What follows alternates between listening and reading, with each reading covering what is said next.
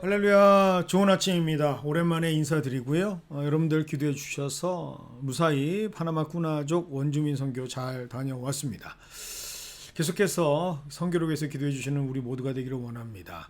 오늘은 사사기 4장 4절부터 13절까지의 말씀을 통해서 하나님께서 일하시는 방법이라는 제목으로 은혜의 말씀 함께 나누기를 원합니다. 성경에는 독특한 특징이 참 많습니다. 그 중에 하나는 성경의 내용과 구성이 대부분 남성 중심적이라는 것이죠. 그러나 이것은 하나님의 본질이 남성이라는 뜻은 절대로 아닙니다. 고대 사회 자체가 가부장적이었기 때문에 그 현실이 성경에 자연스럽게 반영된 것뿐이죠. 그런데 오늘 본문에는 당시 이러한 기준으로 볼 때 엄청나게 센세이셔널한 사건이 기록되어 있습니다. 바로 4절입니다. 그때 랍비돗의 아내 여선지자 드보라가 이스라엘의 사사가 되었다라고 말이죠. 바로 성경 최초의 유일한 여성 사사이자 여성 지도자인 드보라가 등장한 겁니다. 누군가는 성경에도 여자 지도자가 있었네라고 가볍게 넘어갈 수도 있겠지만 당시 기준에서 봤을 땐 이것은 상상할 수 없었던 파격 중에 파격의 사건이었습니다. 세상을 들끓게 하고 엄청난 놀라움과 함께 관심을 불러일으켰던 사건, 그래서 센세이셔널하다라고 표현한 것이죠. 우리는 그래서 이렇게 자연스럽게 이 사건을 통해서 묻게 됩니다. 도대체 어떤 이유로 하나님께서는 여사사의 등장을 허락하신 것일까? 하나님께서 그의 등장을 통해서 의도하신 것은 과연 무엇일까라는 것을 우리는 궁금하게 여길 수밖에 없죠. 바로 이 질문이 우리가 말씀 속에서 하나님의 메시지를 발견하게 되는 결정적인 계기가 됩니다. 오늘 본문은 우리에게 분명하게 말하고 있죠. 하나님은 인간이 만들어 놓은 정형화된 기준과 폐쇄적인 틀을 뛰어넘어서 일하시는 분이다라는 것을 말이죠. 하나님은 그 어떤 문화와 관습에도 통제받거나 제한받으시는 분이 아닙니다. 자신의 계획을 자신의 방법대로 이루시는 분이 바로 하나님이시죠. 그래서 남녀를 가르는 당시의 기준마저 타파하시고 오직 하나님의 사람을 세우시는 것을 보여주시고 그것이 바로 하나님이심을 증명하신 것이죠. 이것이 바로 오늘 말씀에서 우리가 발견해야 하는 첫 번째 핵심입니다. 그래서 단 한 구절이지만 결코 가볍게 지날 수 없는 말씀이 바로 오늘 4절의 말씀인 것이죠. 그렇다면 자연스럽게 우리는 두 번째 질문을 유추해낼 수 있습니다. 왜 하나님은 굳이 이런 기존의 틀까지 깨가시면서 여사사 드보라를 세우려고 하셨던 것일까? 그 이유는 하나님께서 뭔가를 보여주시기 원하셨던 것이기 때문이죠. 하나님은 사람을 쓰실 때 조건이나 자격이 아니라 전적인 하나님의 선택, 주권, 곧 하나님의 방법으로 일하신다라는 것을 보여주시기 위함입니다. 그래서 성경에는 늘 우리의 예상을 깨는 반전의 역사가 곳곳에 기록된 것이죠. 하나님은 언변이 뛰어난 자가 아니라 스스로 나는 말을 잘하지 못한다라고 고백했던 모세를 부르셔서 애굽의 바로 앞에 세우셔서 일하게 하시는 하나님이십니다.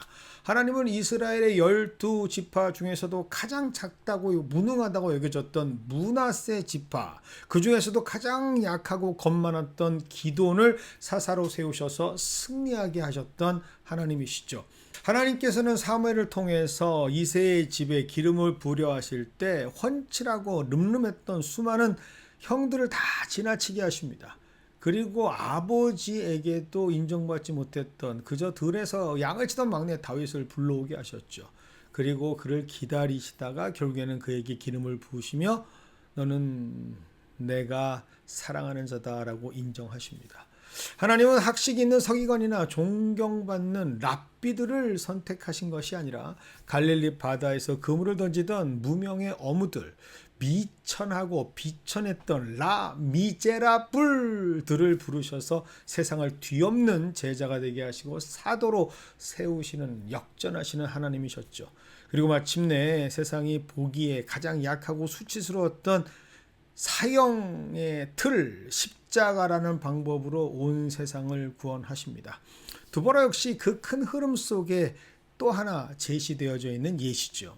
자격과 조건으로 선을 그어버리는 세상 속에서 하나님은 드보라를 세우셔서 새로운 질서를 창조하시는 것을 새 창조라고 보여주시는 겁니다. 단 한 번도 존재하지 않았던 그 길을 나서는 담대하고 순전했던, 그러나 순종으로 하나님의 손에 붙잡혔던 사람, 그 사람이 바로 여자였지만 사사가 되었고 그가 바로 드보라였음을 보여주는 것이죠. 그러므로 오늘 본문은 단순히 여성을 높인다라는 본문이 아닙니다. 동시에 남성을 낮춘다라는 본문도 아니죠.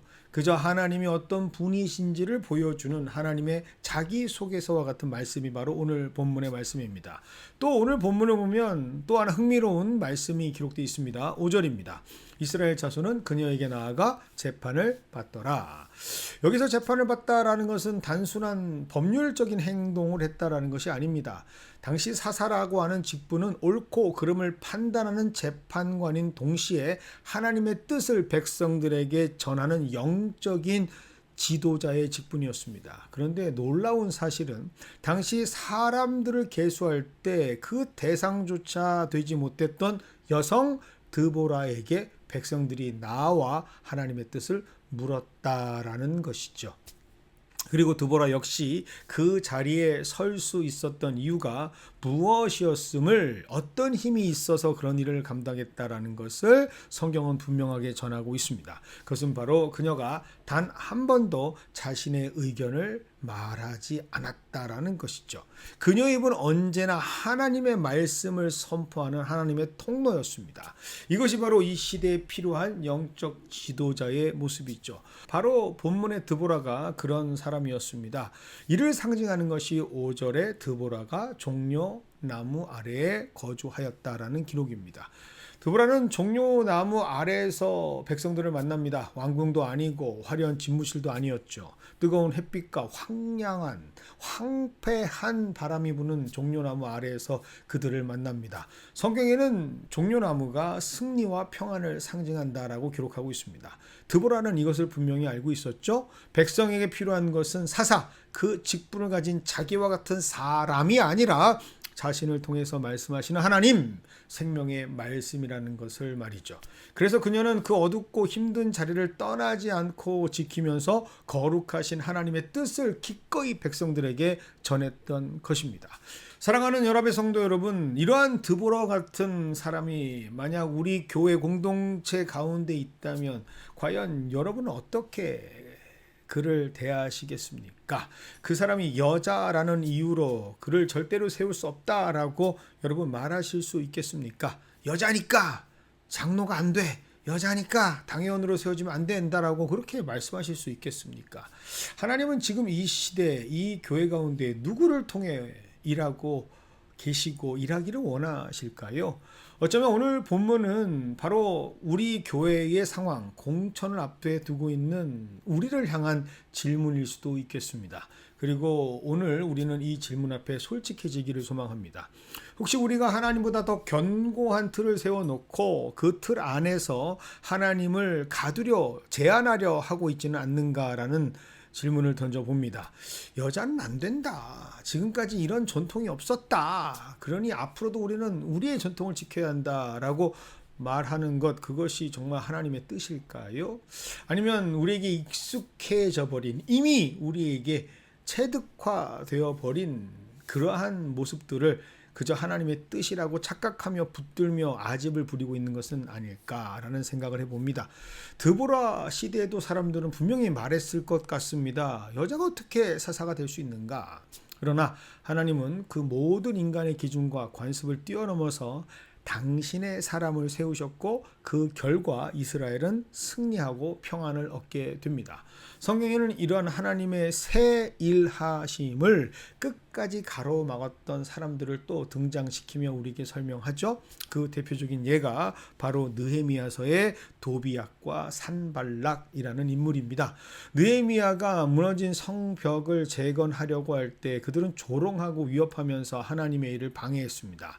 이 성벽을 다시 쌓아서 무엇을 하겠느냐라고 말로만 듣는다면 그들의 어떤 재정적인 경제적인 논리만 집중해 본다면 그럴듯해 보이지만 사실 그들의 명분에는 숨겨져 있는 본질이 하나 있었습니다. 그것은 바로 자신들의 기득권과 익숙함을 지키기 위해서 하나님의 새 일하심을 가로막는 것이었죠. 그런데 이때 느헤미야는 그들과 절대로 논쟁하지 않습니다. 다만 이렇게 대답할 뿐이죠. 그것이 바로 느헤미야 2장 20절의 말씀입니다. 하늘의 하나님이 우리를 형통하게 하시리니 그의 종들인 우리가 일어나 건축하리라.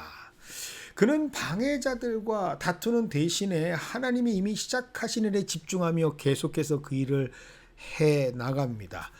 사랑하는 연합의 성도 여러분, 우리는 이미 모두 다 알고 있지 않습니까? 오늘 우리 교회 안에서도 하나님이 새로운 일을 시작하고 열심히 행하고 계신다라는 사실을 말이죠. 사람의 자격이나 조건이 아니라 오직 하나님의 부르심과 그 삶에 나타난 신실함으로 세워지는 지도자를 하나님께서는 지금 세우고 계십니다. 그런데 이 일 앞에서 우리 중 누군가는 지금 도비야와 산발락의 자리에 서 있는 것은 아닌가라는 두려운 마음이 듭니다. 분명히 모세보다 언변이 뛰어난 아론이 있었지만 하나님은 그를 도우미로만 세우셨지 지도자로는 말 못하는 모세를 세우셨습니다. 분명히 기드온의 시대 때 기드온보다 훨씬 더 용맹한 사람들이 있었을 겁니다. 하나님은 하지만 그들을 세우지 않으십니다. 가진 인프라 풍채로만 본다면, 외모로만 본다면 다윗의 형들이 훨씬 더 훌륭했죠. 그러나 하나님은 그들을 비교해서 평가해서 세우지 않으십니다.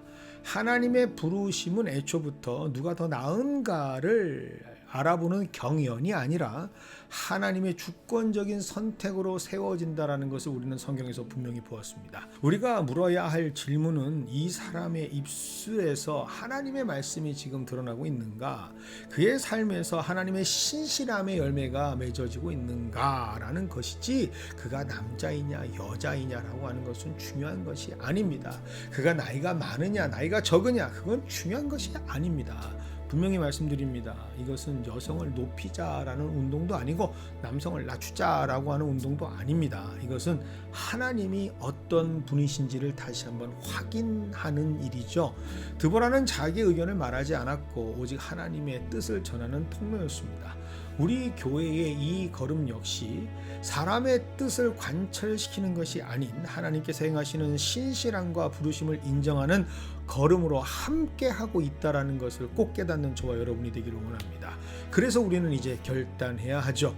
도비앗과 산발락처럼 하나님의 새 일하심을 끝까지 막아서는 자가 될 것인가, 아니면 느헤미야처럼 하늘의 하나님이 우리를 형통하게 하시리니 우리가 일어나 건축하리라 라고 고백하며 순종할 것인지 말입니다.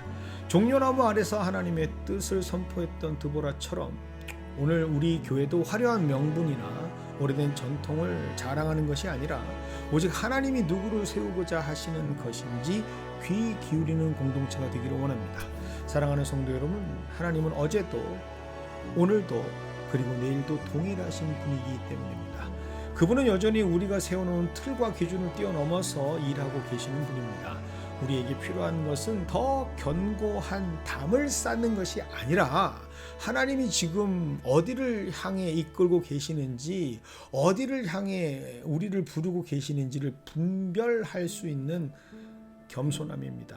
이 새벽 그 하나님의 새 일하심 앞에서 우리 모두가 방해자가 되는 것이 아니라 순종하며 건축하는 자로 세워지기를 원하면서 우리 교회를 통해 하나님의 온전하심이 높임 받으시는 그러한 우리 연합교회가 되기를 주님의 이름으로 간절히 축원드립니다.